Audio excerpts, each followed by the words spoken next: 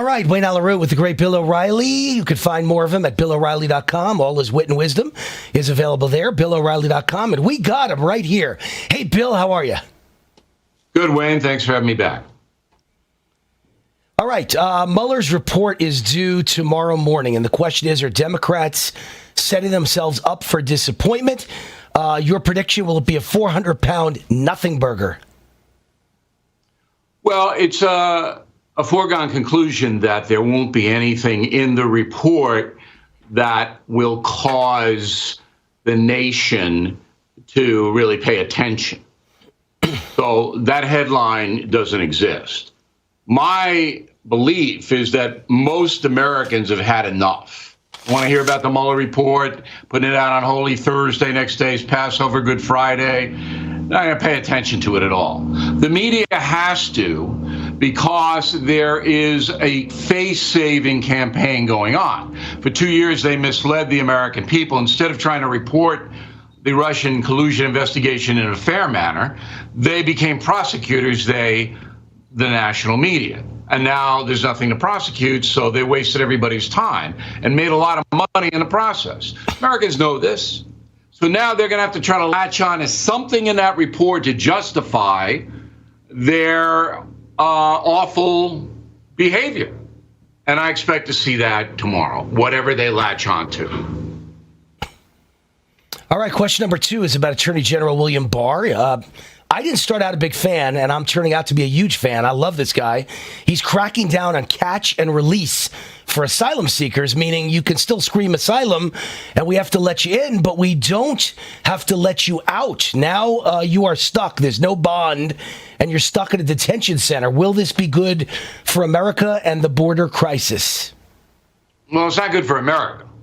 We don't want to have human beings in pens, even though they did violate our system. I don't think that's good for America.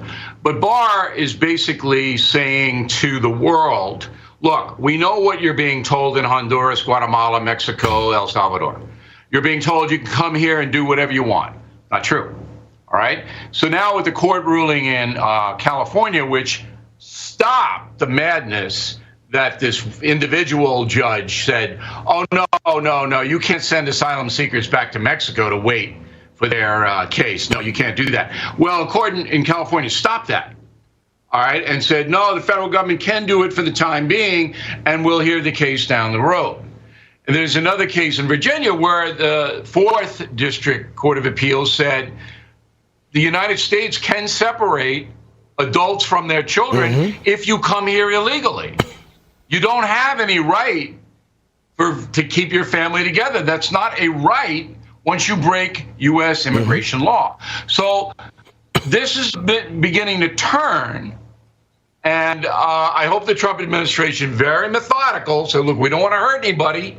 We're not in the business of punishing poor people, but we can't allow an invasion of millions of people in the country. That's how you frame it. All right. Bernie Sanders had a Fox town hall. Now Mayor Pete of South Bend is negotiating to do the same thing, or so it seems.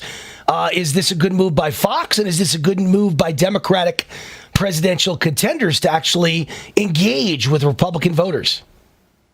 Well, I just announced that Amy Klobuchar, the senator from Minnesota, is going to have a little town hall on FNC, so that's just been out.